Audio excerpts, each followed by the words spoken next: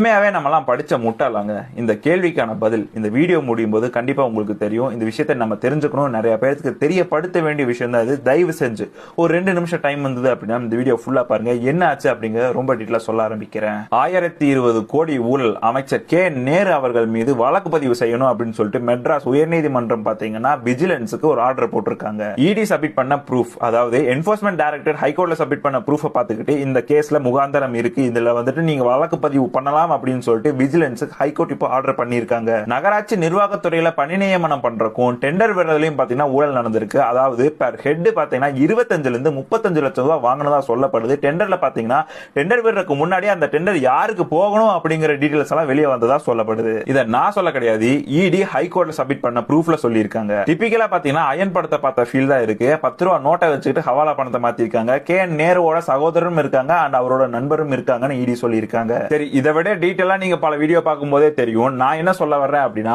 1020 கோடி 1000 கோடி உங்க லைஃப்லயும் என் லைஃப்லயும் கஷ்டப்பட்டு உழைச்சா நீங்க பார்க்க முடியும் நினைக்கிறீங்களா? இல்ல நம்ம தலைமுறை தான் வந்துட்டு கஷ்டப்பட்டு உழைச்ச அந்த காசை பார்க்க முடியும் நினைக்கிறீங்களா? 90% ஆஃப் பீப்புள்ஸோட பதில் என்ன அப்படின்னா முடியாது அப்படிங்கிறது தான். ஆனா இந்த காசெல்லாம் வந்தது பாத்தீங்க அப்படின்னா வித்தின் 1 இயர்ல வந்தது அப்படின்னு சொல்றாங்க. நம்ம கண்ணு முன்னாடி தெரிஞ்சது வெறும் 1020 கோடி. ஆனா நம்மளுக்கு தெரியாம எத்தனை ஆயிரம் கோடி பின்னாடி இருக்கு அப்படிங்கிறது தெரியல. எந்தெந்த கண்ட்ரில இந்த ஹவாலா பணத்தை பதுக்கி வச்சிருக்காங்க அப்படிங்கிறதும் நம்மளுக்கு தெரியல. ஆனா ஒண்ணு மட்டும் தெளிவா சொல்றேன், நீங்க கற்பனையிலும் நினைச்சு பார்க்க முடியாத அளவுக்கு பணத்தை பதுக்கி வச்சிருக்காங்க. நீங்க இப்ப சொல்லலாம் எவன் வந்தாலும் கொள்ளையடிக்கிறானடா அப்படின்னு சொல்லிட்டு. நீங்க ஃபர்ஸ்ட் இந்த மைண்ட் செட்ல இருந்து வெளிய வாங்க. எவன் வந்தாலும் ரேப் பண்ற அப்படின்னு சொல்லிட்டு நீங்க அதை நார்மலைஸ் பண்ண முடியுமா? முடியாது. சரி, எவனோ கொள்ளையடிச்சிட்டு போறான், நான் நல்லா தானே இருக்கேன் அப்படின்னு உங்களுக்கு ஒரு கேள்வி வரும். கிடையாது. இப்போ 5 கோடி ரூபாய்க்கு ஒரு ரோடு வந்துட்டு சாங்ஷன் ஆகுது, ஒரு டெண்டர் வர்றாங்க அப்படின்னா வெறும் 1 கோடி ரூபாய்க்கு அந்த ரோட்டை போட்டாங்கன்னா எந்த லட்சணத்துல இருக்கும்? நாளைக்கு நீங்க தான் அதுல போக போறீங்க, உங்க புள்ள குட்டி தான் அதுல போக போகுது. ரோடு சரியில்லாம ஒரு ஆக்சிடென்ட் ஆச்சு அப்படின்னா லாஸ் யாருக்கு? இது எதனால வந்தது அப்படின்னா கரப்ஷன், லஞ்சம், ஊழல். எங்கேயோ மழை பெய்யுது, எங்கேயோ வெயில் அடிக்க அப்படிங்கிற கதையெல்லாம் இங்க கிடையாது. உங்களோட பணத்தை அவங்க கொள்ளையடிச்சிட்டு இருக்காங்க. உங்க கையில 5000 ரூபாய் கொடுத்துட்டு பின்னாடி முதுகு பின்னாடி 50,000 கோடி எடுத்துட்டு போயிட்டு இருக்காங்க. அதெல்லாம் நம்மளுக்கு தெரிய மாட்டேது.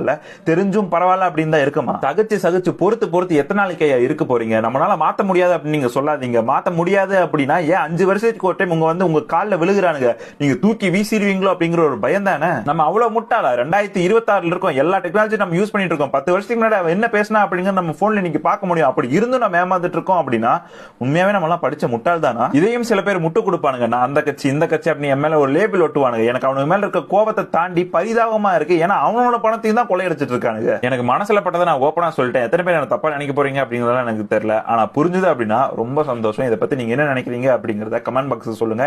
அண்ட் மறக்காம 4 பேருக்கு இந்த விஷயத்தை தெரியப்படுத்துங்கயா.